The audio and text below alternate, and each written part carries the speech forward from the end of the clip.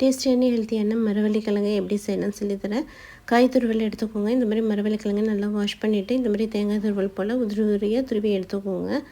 இப்போ இட்லி பாத்திரம் வச்சுக்கோங்க. தேவையான அளவுக்கு தண்ணி ஊற்றிக்கோங்க. இட்லி தட்டை வச்சுக்கோங்க. இட்லி தட்டில் கொஞ்சமாக ஆயில் பூசிட்டு துருவின மரவள்ளிக்கிழங்கு 2 பிளேட்லேயும் வச்சிடலாம். வச்சுட்டு 5 மினிட்ஸ் மூடி போட்டு விட்டுருங்க.